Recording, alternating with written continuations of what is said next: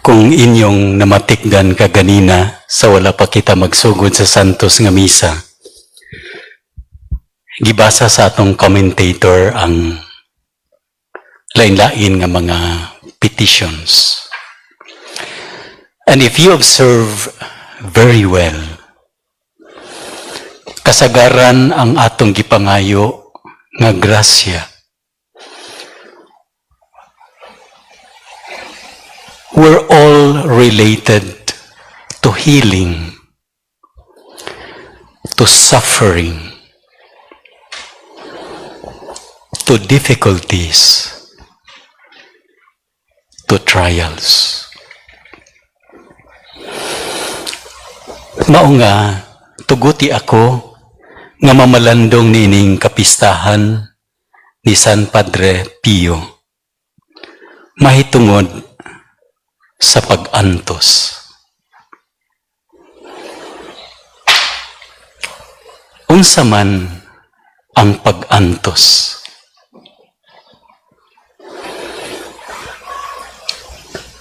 Suffering is part of being human.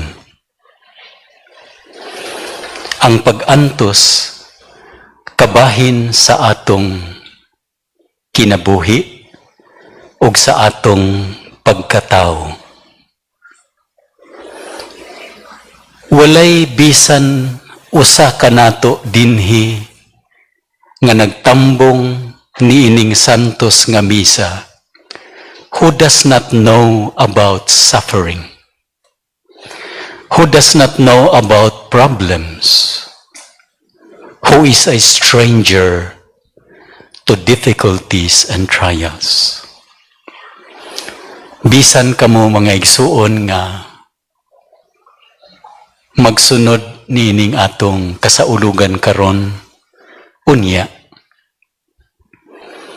kamo mismo makasaksi nga adunay kamatuoran ang akong gisulti. Suffering is part of being human. Ang bata, mataw lamang kung adunay inahan nga mag-antos sa kasakit aron mahimugso ang bag-ong kinabuhi. Ang bata nga nataw ug maghinay-hinay siya pagdako, makakat-on lamang siya sa paglakaw kung iyang masinati ang mga panahon nga siya madugmo, masamdan ang iyang tuhod ug masakitan. Part of learning to walk is to fall. Our legs will not be strong enough to stand up and walk unless our parents will decide to let go of us. Kay kung sige nila kita kipitan, dili makabaton og kalig-on ang atong mga tuhod. Apan ang bata, makakat-on lamang sa paglakaw ug mahimo lamang lig-on ang iyang mga tuhod kung siya madugmo, masamdan. Sa iyang pag-eskwela, doon na po'y elemento o kasinatian sa pag-antos. In order to pass and to be on top, kinahanglan siya magbilar. Kinahanglan siya magtuon. Kinahanglan siya maningkamot. Ug niini nga dagway, mailhan niya ang kalisod, ang pag-antos. Sa iyang pagkabatanon, makakat-on siya sa paghigugma. Ug sa iyang pagkakaton sa paghigugma, iyang mailhan hinay-hinay kung unsa ang tinuod nga gugma. Adunay panahon nga dili sila magkasinabtanay. Adunay mga panahon nga lisod kaayo magpadayon. Adunay mga panahon nga maghuna-huna nga mas maayo wala na lang aron dili masakitan.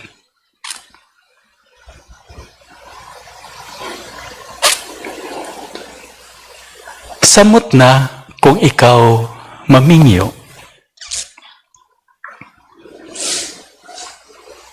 Nga dili lang ikaw maghuna-huna sa imong kaugalingon, kundili huna-hunaon na nimo ang imong bana, ang imong asawa, o ang imong mga anak. Mahitabo nga walay ikabayad sa eskwelahan. Mahitabo nga dunay problema sa mga anak. Mahitabo nga makapaingon sila sa dili maayo nga mga barkada. Ug ang imong kasing-kasing nga naningkamot nga maayo unta ang imong mga anak, ingon og lagbasan sa usa ka kakutsilyo nga adunay duha ka suwab. Ilabi na gayud kung matigulang na. Daghan na bation ug ingon og mag-anam na ug salop ang adlaw sa kinabuhi.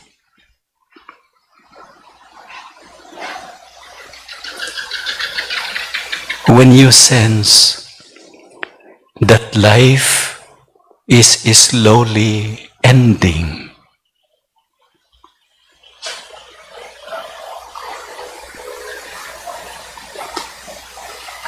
suffering is part of being human. It is something that we cannot avoid, no matter how rich we are. Walay kwarta nga dako kaayo nga makapugong sa sakit nga motakboy sa atong mga lawas. Walay adunahan nga dili matigulang. Because suffering is part of being human. If we look at suffering that way, ingon og walay paglaom ang kinabuhi. But that is not the only face that suffering shows. Gawas nga ang pagampo, ang pagantos kabahin sa kinabuhi.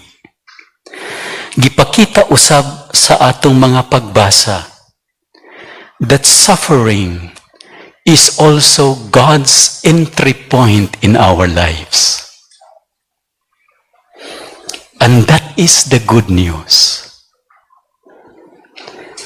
Sa atong ebanghelyo, gipadala ni Jesus ang iyang napulog duha ka tinun-an aron pagsangyaw nga naghari na ang Dios ug aron ilang ayuhon ang mga masakiton.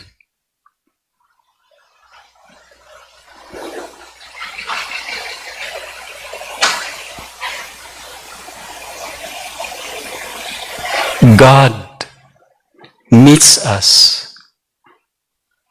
when we suffer. God meets us where suffering is.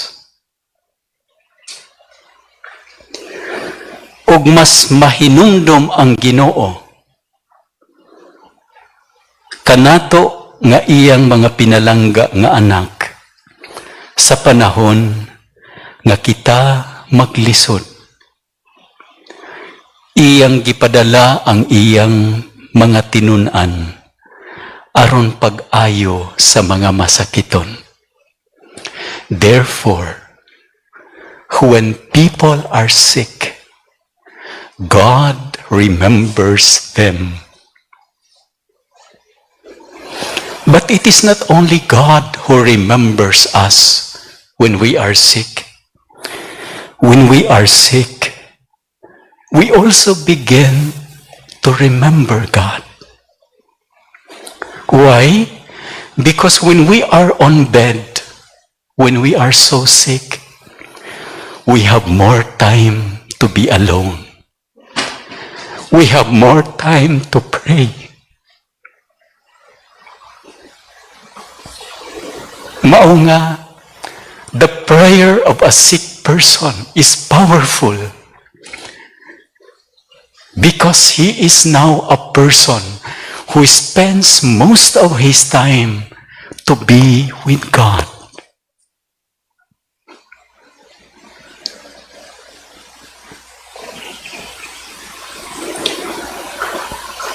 Ug iyang mabati, sama kang Padre Pio, that suffering is not just part of being human. Suffering is also an opportunity and privilege to be one with the crucified Jesus. To be one with Jesus. Ang atong mga kasakit, makapaduol ka nato ngadto sa Ginoo. And therefore, suffering is not just part of being human. Suffering makes us holy.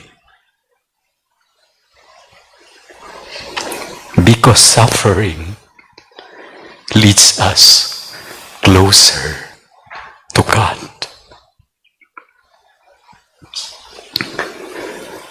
Unsa man ang pagtuo? Ang pagtuo atong gipakita karon. Ang pagtuo mao kanang bisan nahadlo ka, apan moduol gihapon ka sa Ginoo. Even if we are afraid, we still believe in God. Bisan kung dunatay sakit, dili kita magduha-duha pagduol sa Ginoo. Ilabi na kung atong masinati nga ang Ginoo suod sa atong kasing-kasing ug nahimong duol kaayo sa atong kalag sa dihang anaa kita sa kahimtang sa pag-antos.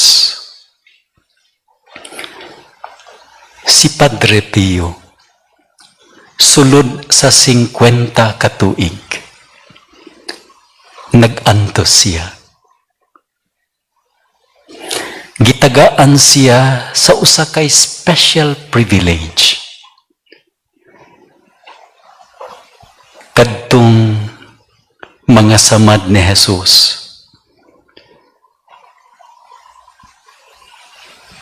anaa sa iyang mga kamot, sa iyang mga tiil, ug sa iyang kilid. Apan ang sakit para kaniya, dili kining stigmata. What was so painful for him to bear? Mao kadtong iyang kasinatian, nga naghan wala motuo, ug nagduha-duha, kung kadtong iyang nasinati, gikan bagayod sa Dios. It lasted for so many years. Apan tan-aw nato ang tao nga nagsalig sa Ginoo. Wala siya magreklamo. iyang gitugutan ang mga adlaw, mga simana, mga bulan ug mga tuig nga muligid aron maoy magpakita hinay-hinay nga ang iyang pag-antos gasa sa Ginoo.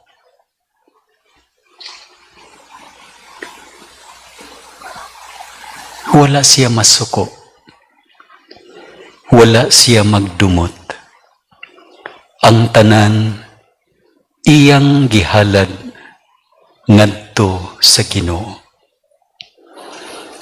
Ug kung ihalad gani sa Ginoo ang atong mga pag-antos ug ato kining higugmaon sa tibuok natong kasing-kasing, people will sense it. Mao nga naghinay-hinay pag-abot ang daghan nga mga pilgrims aron motambong sila sa misa, mangumpisal kaniya. And I think one of the reasons was they wanted to see someone who suffered and yet remain loving.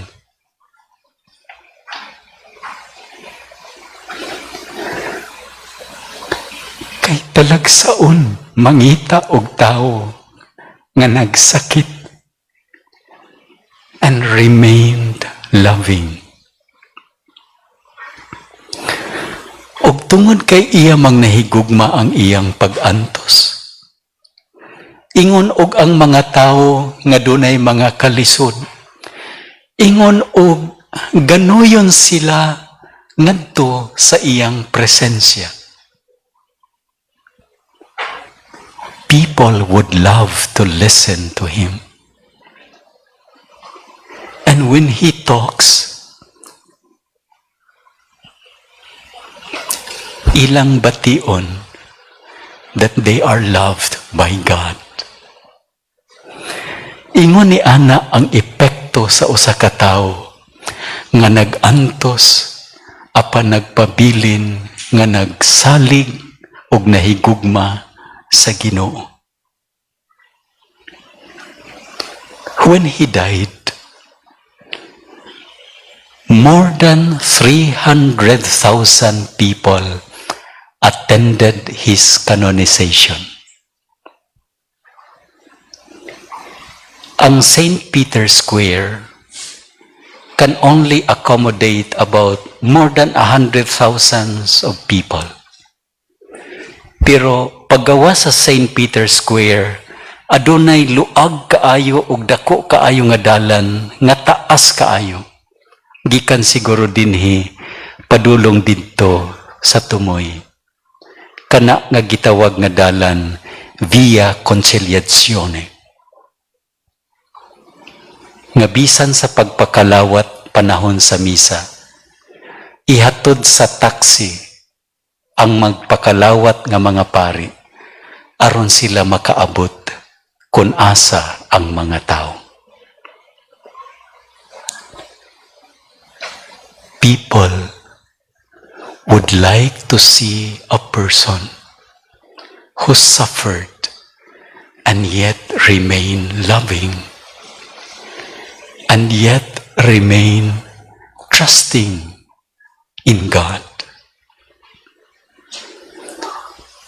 Mao nga ang mga t-shirts nga inyong gisulob karon naa diha nakapatik.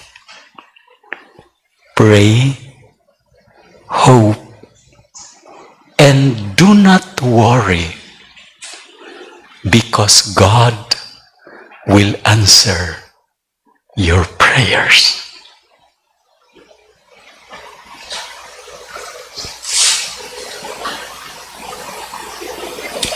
Pray, hope, and do not worry. God will take great care of us. O kana ang hinungdan nganong ni akita dinhi ni ining maong dapit. This is a place that if you look around, you see everything green, almost everything green. If you look around, you see life. You see life. While death is surrounding us, is all around us, while sickness and suffering are all around us, in this place, in this chapel, in this place where we desire that it will become a shrine, we see a place of life. People coming.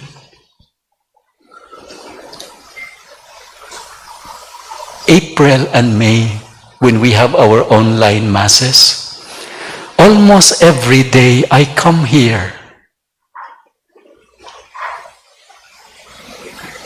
Musaka ko sa taas. Ug maghangyo ko kong Padre Pio. To heal our land. To heal our people. Kay siya nagpasalig. Just pray. Just hope. And do not worry. God will take good care of us.